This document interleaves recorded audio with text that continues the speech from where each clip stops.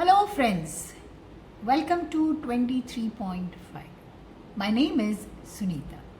इस वीडियो में हम कुछ नया सीखने जा रहे हैं. क्या है वो नया? This is यानी यह है और these are यानी ये हैं. मैं आपको इंग्लिश में बताऊं उससे पहले मैं थोड़ी सी आपको हिंदी में बताना चाहती हूँ.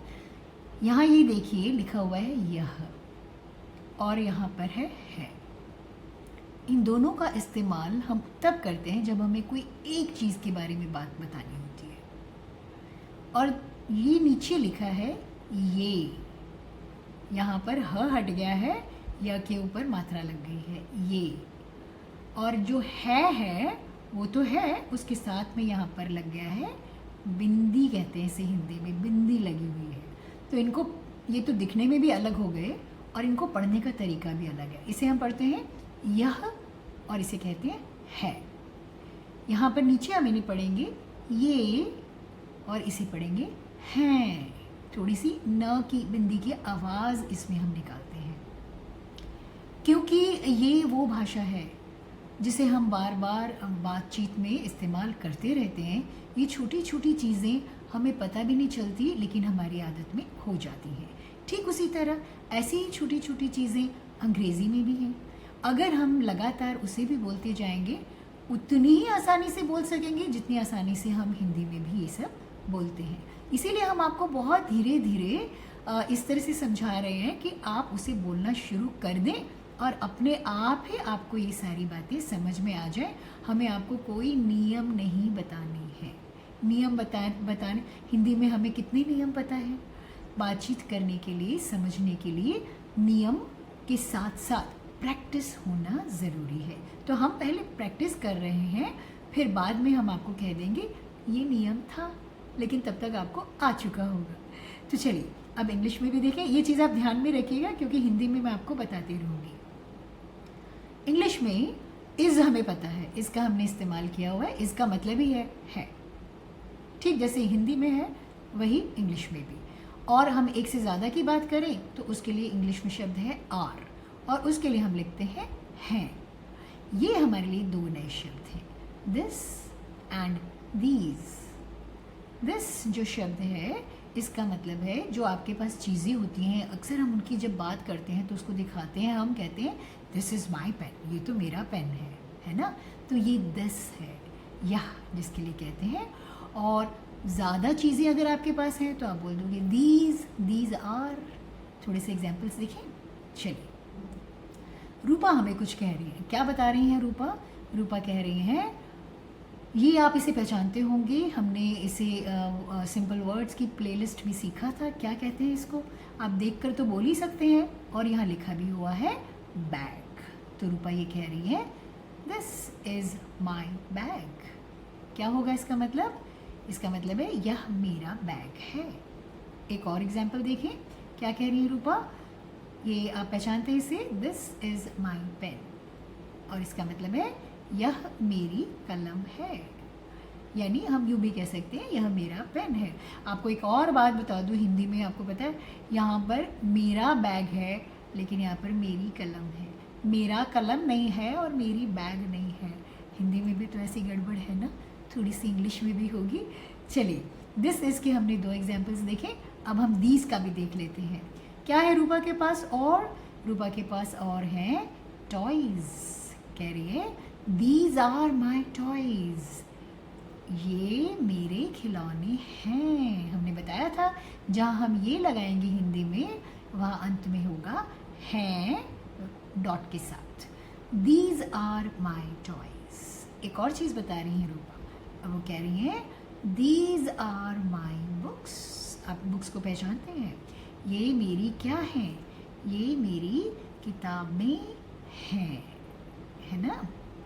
यहाँ पर आप देखिए एक अगर होता है तो हम कहते हैं खिलौना, लेकिन एक से ज़्यादा है टॉयज़ हैं. तो यहाँ पर हिंदी में भी लिखा है खिलौने. यह मेरा खिलौना है और यहाँ लिखा है ये मेरे खिलौने हैं. हिंदी में भी है ये सब. ठीक उसी तरह बुक्स यानी किताबें. अब आप ये भी देखिए कि खिलौने के ऊपर तो बिंदी नहीं है, लेकिन किताब के ऊपर बिंदी है। हम भी इंग्लिश धीरे धीरे सीख जाएंगे, है ना। चलिए, रूपा ने तो अपनी चीज़ें बता दी, अब और कौन बताने वाला है हमें कि उसके पास क्या क्या है। मिट्ठू बता रहा है हमें कुछ। क्या बता रहा है मिट्ठू? मिट्ठू के पास क्या हो सकता है? उसका अपना घर, जिसे क्या कहते हैं हिंदी इंग्लिश में, सॉरी, नेस्ट कहते हैं। तो मिट्ठू कह रहा है दिस इज़ माई नेस्ट। और क्या है मिट्ठू के पास? सॉरी, यह मेरा घोंसला है। और क्या है मिट्ठू के पास? मिट्ठू के पास है लाल लाल तीखी तीखी क्या? मिर्च है। मिर्च को दिखा रहा है वो हमें, क्योंकि ये उसका फूड यानी उसका भोजन है। बहुत पसंद है मिट्ठू को लाल और तीखी मिर्च। तो वो बता रहा है दिस इज़ माई फूड। इसका मतलब होगा यह मेरा खाना है। तो हमने दिस के 2 वाक्य देखे, अब दीज के भी तो देखेंगे। मिट्ठू अपने क्या चीज़ें बताएगा जो उसके पास एक से ज़्यादा है। देखिए, सबसे पहले वो बता रहा है अपने पंख। क्या कह रहा है? These are my wings. ये मेरे पंख हैं। आपको पता ही है पक्षियों के 2 पंख होते हैं, एक पंख से उड़ नहीं सकते, 2 पंख होते हैं। तो मिट्ठू कह रहा है दीज आर क्या? My wings. 3 चीज़ों पर ध्यान दीजिए। दीज का मतलब है एक से ज़्यादा, और क्योंकि एक से ज़्यादा है इसलिए हमने आर लिखा है, और क्योंकि एक से ज़्यादा चीज़ें बता रहे हैं तो हमने अंत में लगाया है एस, विंग्स। ये मेरे पंख हैं। एक और चीज़ क्या है मिट्ठू के पास? मिट्ठू के पास है friends. Friends, these are my friends. Mitthu कह रहा है ये मेरे दोस्त हैं। तो ये आप चिड़िया देख रहे हैं और एक उल्लू भी दिखाई दे रहा है, छोटा सा नन्हा सा। सारे पक्षी पेड़ पर रहते हैं, और जब हम सब मिलकर एक जगह रहते हैं तो हम एक दूसरे के दोस्त होते हैं। तो ये तो हमें रूपा ने और मिट्ठू ने बहुत सारी बातें बताई दिस और दीज का इस्तेमाल करते हुए। तो अब समय आ गया है कि हम उनको थोड़ा फोकस यानी ध्यान से सुने। फोकस टाइम यानी ध्यान देने का समय।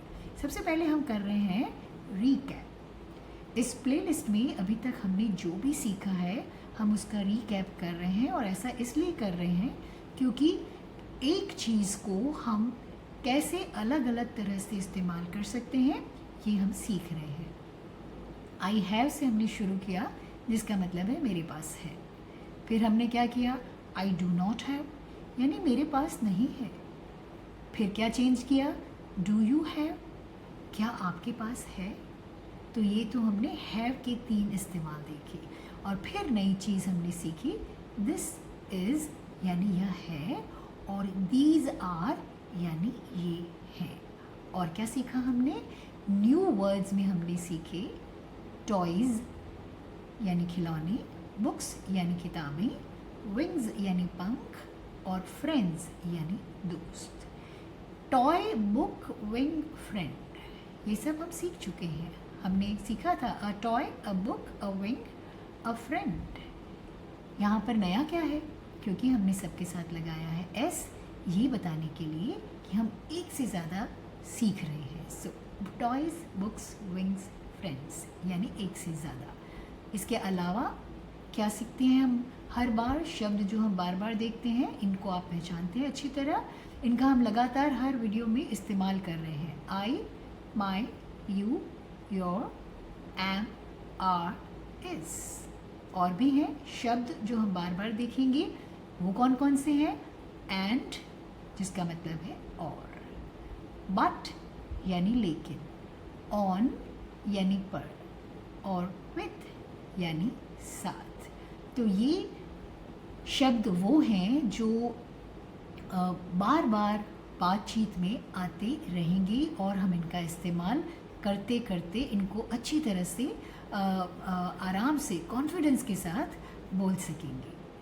अभी के लिए मैं आपको बोल रही हूँ थैंक यू।